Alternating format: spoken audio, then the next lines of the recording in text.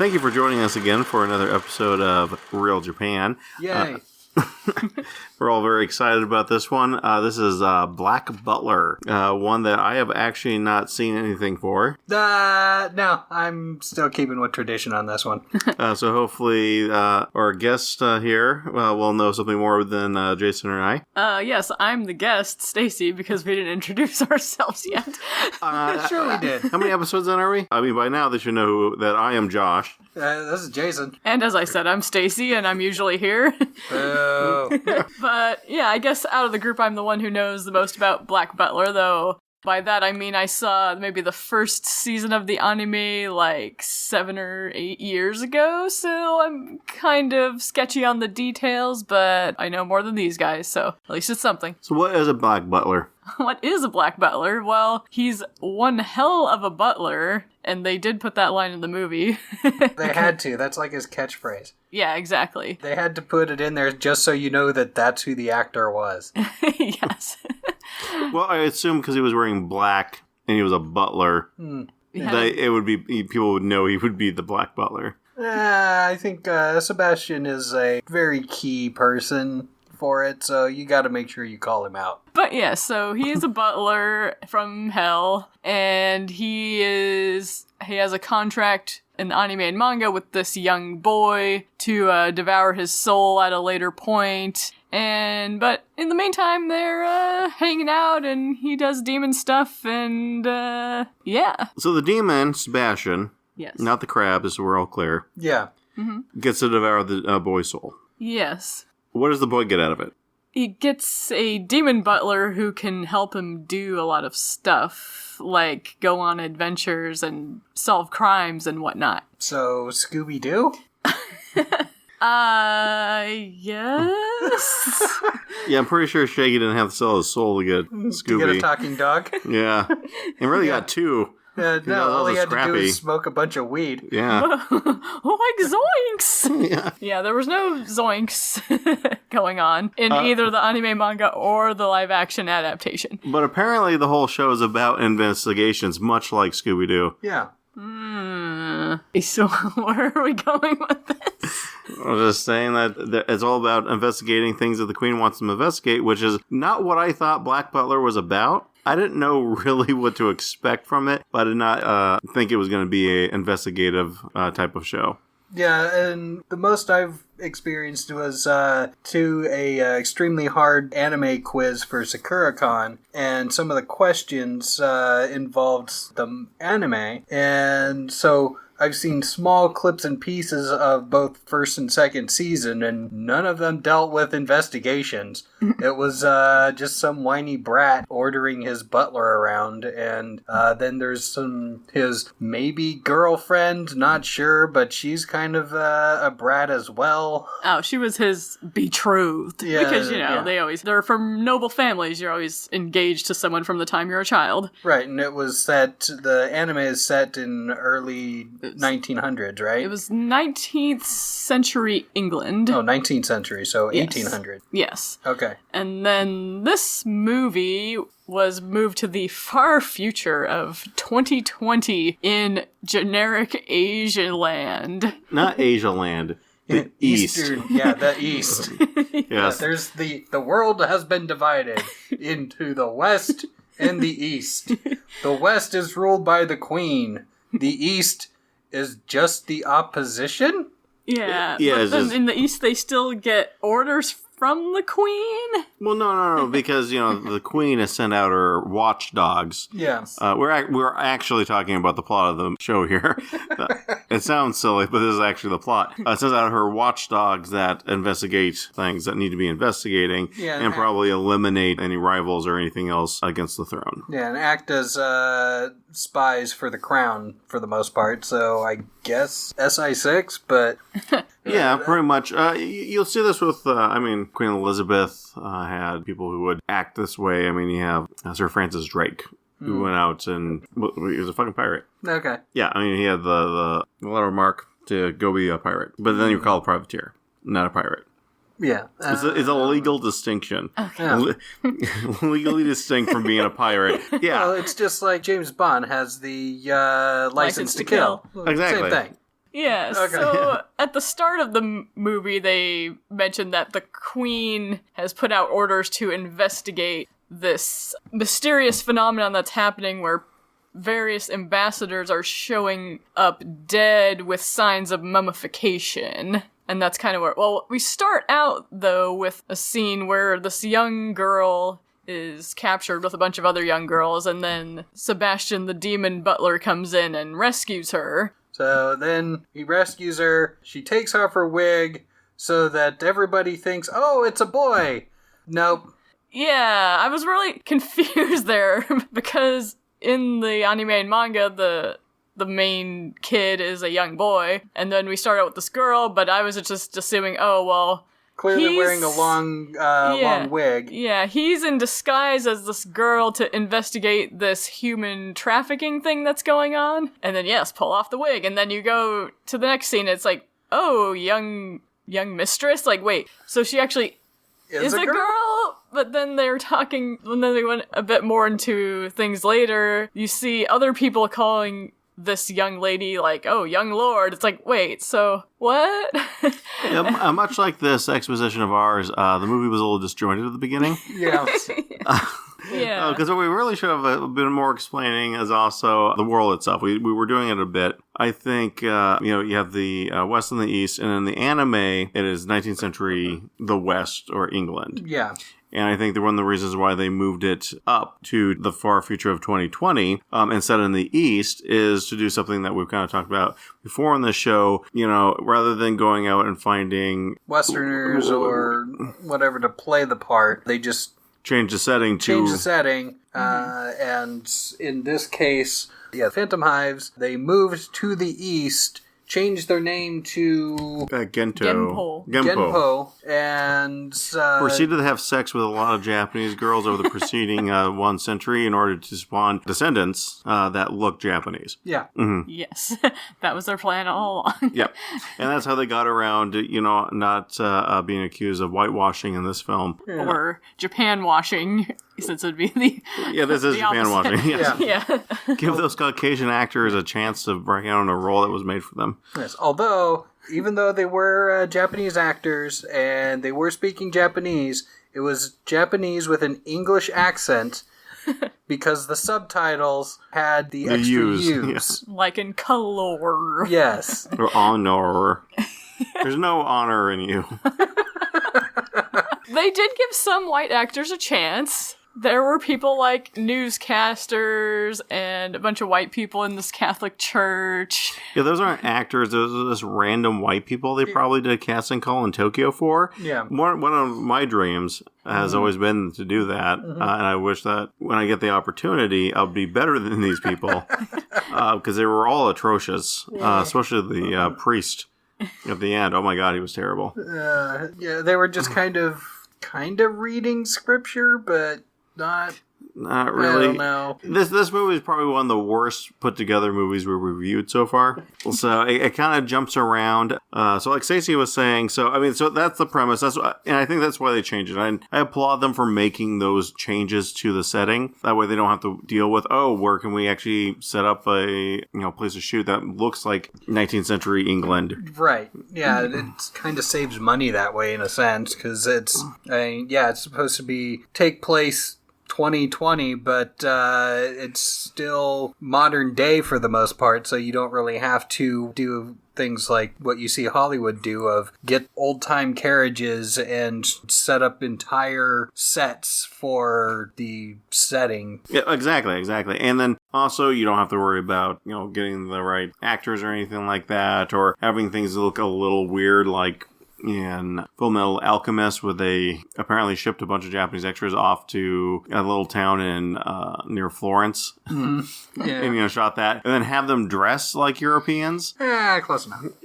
So that's the setting. Like I said, I do applaud them on that, but the plot itself is, like Stacey has already said, this young lady or lord or whatever has been placed with the Queen to investigate random stuff. And then the one for the movie is this weird event that is causing ambassadors specifically to mummify. And then there's a card with an image of the devil, and with his goat form, with the satanic star carved on his forehead. To be Satan. So it's kind of meant to be a mystical kind of murders for the most part, like satanic or whatever mystery ghost is causing it. So, again, Scooby Doo. Yeah. Yeah, it's pretty much like somebody who's going to have a mask at the end of this. Yeah. And they're going to pull it off, and it's like, oh, it's Old Man Jenkins. Yeah. That being said, I think this is a little weak if they're going to do mummification, and it's kind of basing it off of Black Butler, which is 19th century England. All the rage back then would have been Egypt. So they should have gone with an Egyptian curse. Would have been better rather than be like, oh, Satan. There's only like that would have been better, I think, like I said, thematically, is having Satan cards thrown around. Not the weirdest thing that happens in the movie for me. No. We'll get to that when we get to the orgy. Yeah. Whoa. Spoiler. alert. It was mostly, it almost looked like the devil tarot card. Yeah, exactly. It's like they went and bought 20 tarot packs and took the one card out of them. Here's the devil. Oh, that looks good for the movie. Here, we'll use this one. Yeah. So Sebastian himself, I think his actor did a fairly good job for, what's supposed to be a demon that I assume is supposed to lack standard social emotion. Graces and emotion and stuff like that, so he's played rather flat. I read a lot of other reviews, and they did say that the acting and directing of the talent was pretty lackluster in this film. And I would see that with a lot of the extras. Yeah, because even, said little bits that I've seen of Seal Phantomhive from the anime, he was also a surly kid. Yeah, not very animated. Not very animated. Outspoken. He's fully animated. Wow. And just kind of the same as what was in the movie, but not as I don't know, just not there. Yeah. Well, I think actually my favorite part of the movie was pretty early on when the Lord, was it still Seal? Or did it change? What, the character? The girl? The girl's name was, her real name was Shiori. Her boy name was Kiyoharu. Yeah, so Kiyoharu. He needs to meet with a person to ask for a favor, and Sebastian's like, oh, well, you have to make sure you smile and not just be dour all the time. And they had a kind of a funny exchange where he was trying to remind him to smile, and the actress is kind of like like one side and the other, and I think it actually kind of really sold the character the best at that moment. Yeah, I did like the Sebastian's actor. He was, well, for one, he was very pretty, and he performed well. He did well in both the dialogue and the action scenes, I think, where he was throwing his butter knife around and murdering a bunch of people. Apparently, butter knife is the weapon of choice for a demon butler. Yeah. Well, it doesn't come up all that often, so I think just taking it from this one will probably give you 100% sample size. Okay. Yeah. Well, he seemed to also be a demon chef, because he did mention he likes the soul to marinate in darkness more before he consumes it. So I guess that's what eventually happened to Seal Phantomhive? Possibly. Okay. Well, yeah, so I one of the things I would extrapolate from moving the setting forward is that Sebastian's just kind of like the household demon, and then the house just keeps going, something's happened, I need to change, exchange my soul for the help of a demon. And so Sebastian is just the same Sebastian all the way through. Right. You would see this in Hellsing, because I think that it's kind of the same thing where the family has it all the way through. It's almost like a family heirloom demon. Alucard is just whomever is the head of the household that's who Alucard follows. Exactly. Yeah, well, and with this one, it sounds like Sebastian wasn't really around initially because nobody had made a contract with him until Kiyohara got to that point and then made the contract with him, and that's what brought him back. Exactly, because the aunt makes a comment later in the film of, the family being cursed. Yeah. So that would once again call back to that. This has probably happened in the past. So we're just seeing a different part in the story of this family as opposed to this is a retelling of what you see in the anime. Right. Yeah. Even though they did some things where they kind of gave her, like, well, when she was pretending to be a boy, like the same type of outfits that CL would wear in the anime. So, like, if you're just looking at previews, you'd probably think, oh, yeah, it's CL and they're just a remake of the show. But, yeah. Nope. No, they're just trying to trick you and confuse you. Well, I think one of the reasons why they made the change is, okay, spoiler alert, at the end, the only way to save the young master is by providing mouth-to-mouth medication. Yes. Yeah, so we gotta have they had to work in a kiss between them for all the Fujoshis out there, but it's Japan, so we can't really have a gay kiss on screen. Yeah, animated, it's fine, but I think still in Japan, live action... Not so much. Yeah. Yeah. Maybe. They tend not to make very many live action versions of BL stuff, so... Probably because of what we're talking about. Yeah. Yeah. At least in this, the girl was 17. In original Black Butler, the kid's like 12 years old or something, so that would make it a bit more weird, but it is Japan, so... Well, Japan is modernizing. I think the age is going to be set at the same now for age of consent. Yeah. So all 18 or... Moody. I think it's going to be different. I know they're lowering the adult age. Is what they're doing. Okay. From 20 to 18. Oh, okay. They haven't done it since like 1886 or something like that. Yeah, that's fine. So, I mean, the other character that I thought was very interesting, there wasn't a lot of characters, really. And they really kind of sped through the villains. It wasn't just like one, it was a series of ones leading to the next one in a... I'm the villain. Oh, you thought that was the villain? No, this other person was controlling them. Oh, but no, but there was this other person who had a plot in the background. Yeah, it was very much like that. So a lot of the villains were just kind of there for a moment and then gone. So you're not really building up with anything that you're dealing with them with. So they were all red herrings? Scooby Doo? Yes, they're all very Scooby Doo. I'm latching onto this one. So, speaking of Scooby-Doo, everyone's favorite character is the nearsighted Velma. Yes. And Velma. Velma? Velma. Yes, Velma. Velma, okay. I'll take your word for it. In this one, you have a far-sighted Rin, the clumsy maid who can't cook, which also, going back a bit, would also explain why Sebastian probably had to learn to cook, yes. is because the maid obviously can't. No. Or walk, or carry a tray. But again, clumsy maid, so she's Moe? I guess. They also had another... And Twin Tails. Another, older butler there who seemed to do nothing except sit there and drink tea, and then at the end he brought out a little serving tray for a cat. I don't remember him doing any other household chores. No, that's fine. Yeah. Yeah. Good old Tanaka. It's how you show how you display your wealth. Since the main character here is fabulously wealthy from Toy Company is apparently the family business. The Phantom Phantom Toy Company. Yes, Phantom. Yeah. Is it Fun Time or just Fun Time? It was Phantom. Yeah, it was Phantom. So basically, trying to make it sound like Phantom. Really stretching it. Yes. Okay. All right. So anyways, so Velma character, very, very clumsy.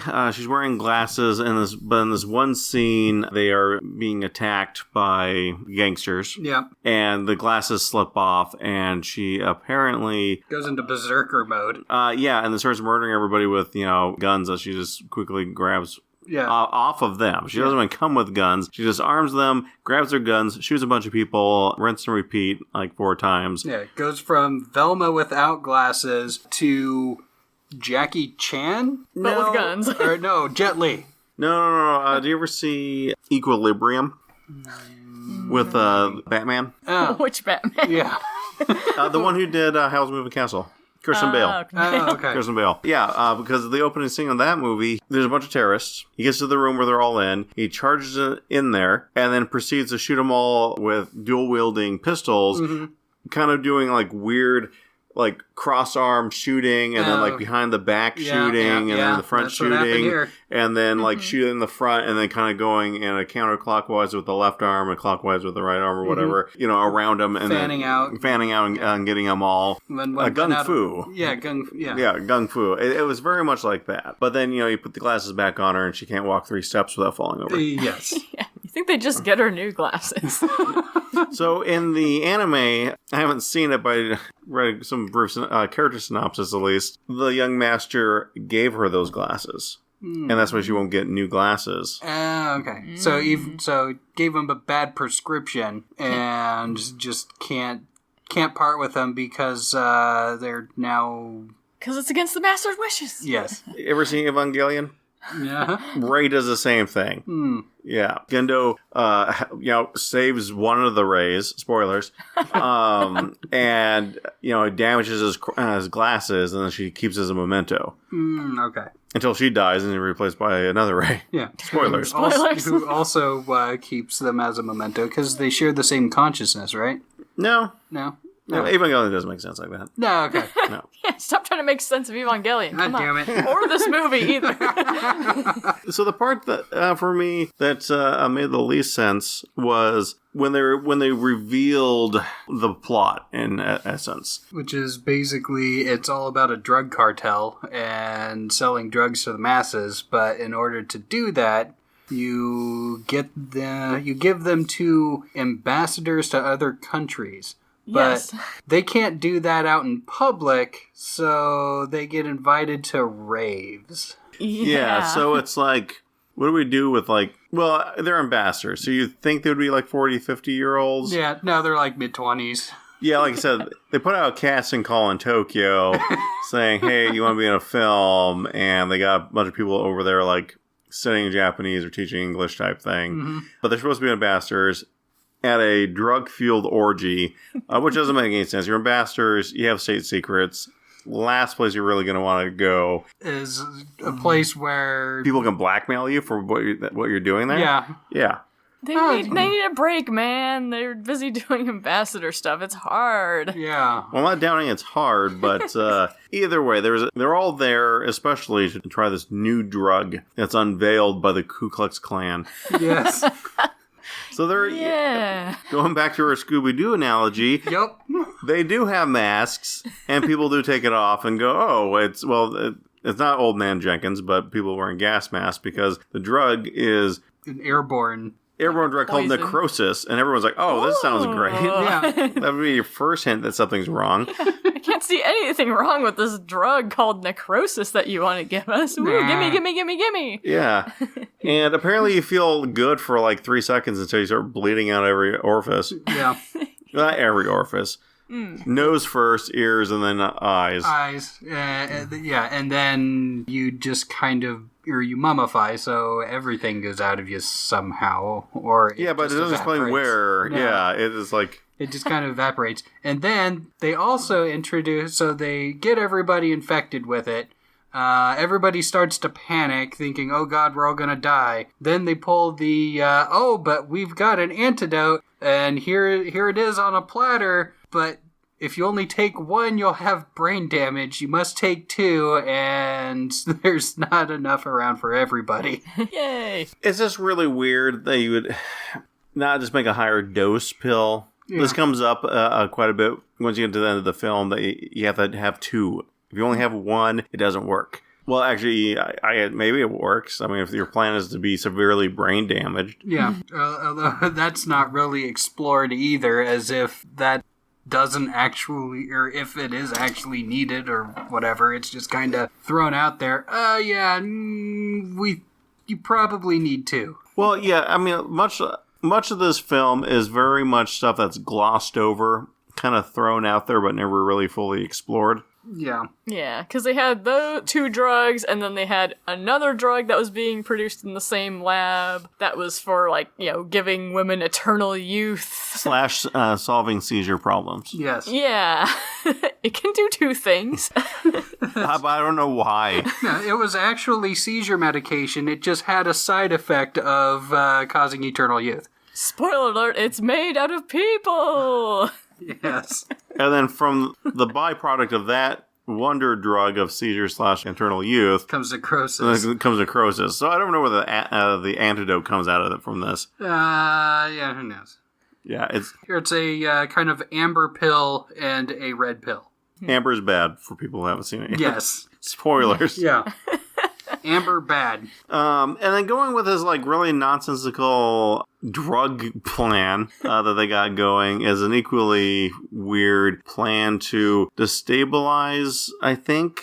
They really didn't explain it. Destabilize the governments somehow by attacking, and again, not a very well explained grand exorcist where all these English people get together once a year to listen to, it's like a Catholic sermon, and it was a terrorist-style thing that you see in other movies of it being of chemical warfare. They release the Necrosis into this room full of people, and they all die, and then whoever the mastermind is gets to threaten other countries with, I'll release this chemical into your cities and kill them all. It's kind of that way, but then they were going to use the pharmaceutical company as a scapegoat, but then they already murdered them and were disposing of their bodies, and then they were going to but then since that pharmaceutical company had tied to terrorists that... Then ipso facto terrorists have this. Yes. It's very convoluted. I don't know why they just couldn't sell the amusement park at the end of this. Going back to Scooby Doo. Well, they did go to amusement park. There was an amusement park in this. Yes, there was. Also, it wasn't just the people in the room. It was like 1 kilometer. Everybody within 1 kilometer was going to die, which tells me these people aren't British. Yeah. Yep.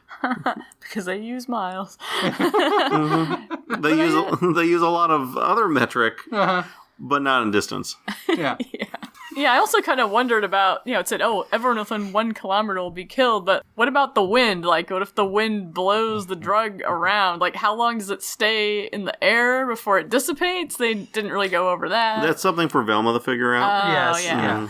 Mm-hmm. She's not busy tripping over her own feet. Yes. Well, usually in every episode, there's at some point that, not every episode, but a lot of episodes, she loses her glasses. Yep. And then she kind of stumbles around. So, I mean, Black Butler is Scooby Doo. Scooby Doo. That's the conclusion that we came to, is that this is just glorified Scooby-Doo. Yeah, with a bit of sword fighting. Some demons. Yeah. Yeah. Like actual demons and not just guys in masks. Yeah. No, those are gas masks. Well, I'm sorry. At first, it was Ku Klux Klan masks, and then they pulled them off, and then it was gas masks. Yes. I don't know what they were under there. They never really explored that. Like I said, a lot of this movie goes unexplored. Yeah. And finally get to, towards the end, we have the big reveal of the aunt. Mm-hmm. Yeah, so spoilers of this, and his aunt that has kind of been a quasi-ally. Kind of the first person you meet, which is kind of usually the first person that turns out to be the villain in Scooby-Doo. Mm-hmm. Yeah, pretty much. Turns out to be the villain, but not the biggest of villains. No, just the puppet of somebody else, ultimately. Not even the puppet. She clearly said, "Oh no, I went and did this evil plan and murdered your parents." Spoilers. 10 years ago. Yeah, because I wanted to. Yeah, that's true. And somebody just gave me the means to do it, and I don't feel bad about it. And then you came back, and I ruined some of my plans, so now I'm getting back at you. You, Kiyohara. Yeah. Kiyohara, Shiori, CL, whatever your name is, I don't even know anymore. Yeah. So then we have a fight between Sebastian and the aunt's butler, who is hopped up on some kind of drug, so he's able to go toe-to-toe with Sebastian. Sebastian's fighting him off with his patented butter knife, and while the other guy's got a cane sword.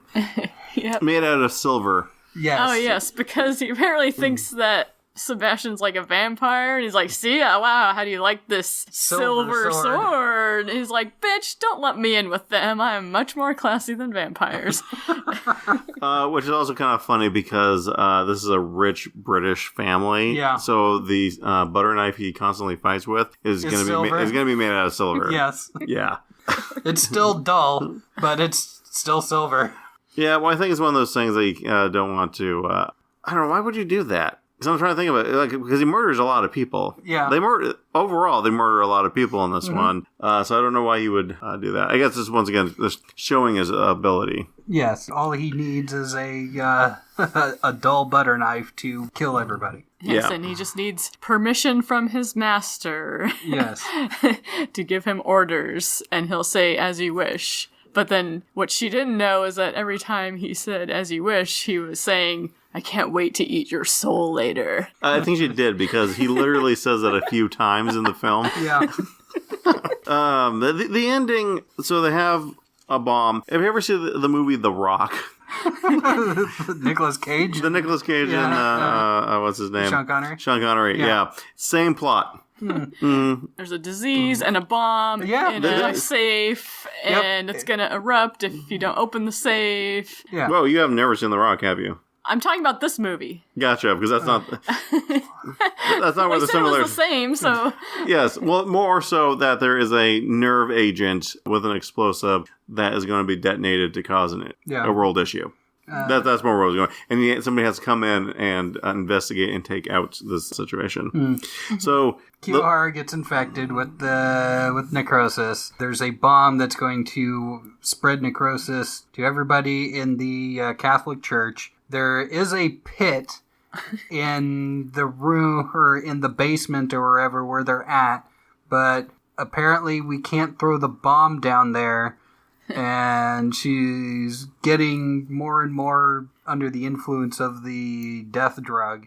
But which she willingly got infected with. well, because she wanted to get her aunt, so yeah, she just stood there with it in her hand. It's like, here, have this. Like, instead of, I don't know, you could have like thrown it on the ground in front of the aunt and ran away and not get the effects, but or just like generally in her face, or something somehow down her throat because she was constantly laughing. Yeah. Well, that's what evil people do. You got to give them that. Yeah. Yeah. So, as Shiori's kind of like under the effects of the drug and like slowly trying to figure out the combination to the safe, meanwhile, Sebastian's just like nearby, like, okay, well, do your thing. You know, I could like get the antidote or whatever. It's like, no, I'm going to do this. But, you know, I'm going to save these people. Instead of getting like the antidote first and doing it faster, I'm going to do this while under the influence as I'm slowly trying to figure out the combination. Well, the whole thing doesn't really make sense because apparently her plan is to get the combination to get the bomb to separate it out from where the nerve gas is.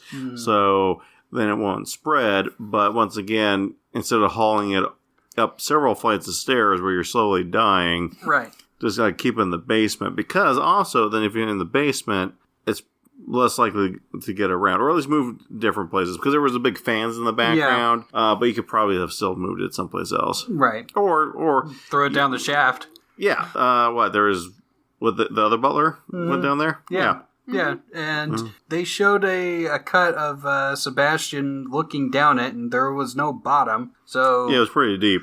So it would have fallen down. It was just odd. No, this is more heroic. Yeah. Well, to drag the safe up to the roof. Yeah, and then last second, figure out the combination, pull the bomb out, and throw it. Although she threw it pretty far. Yeah, those spindly little arms didn't look like they could throw it that far, but apparently she threw it far enough that it didn't hit the building she was in or any of the surrounding buildings either. It was just up in the air and it exploded. Because it's easier to CG that than it is to actually destroy part of a building that you're on. Yeah. Yeah, that's for budget reasons. Yeah. Yeah, I don't know. I think if I sold my soul to a demon, I would tell him to do everything for me. Demon, I need a pudding cup. Get it for me. With the lid off. Yeah. And a spoon in there. Yeah, and then spoon feed me. Yes, and then move my jaw so I don't have to chew anything. Yeah, if you want my internal soul, you're going to have to work for it. Yeah. Yeah. But the whole point is to show selfless human action to save others. Yes. For no benefit of your own. Yes. Even though there's a lot of benefit for him. I mean, A, he doesn't die. B, it sets it up higher in the Queen's favor. It's like, oh, look, you stopped this, from murdering, like, every English person in the East. Yeah. But, ultimately, the Grinch Sebastian, his heart grew 3 sizes that day. and took pity on Seal, Shiori,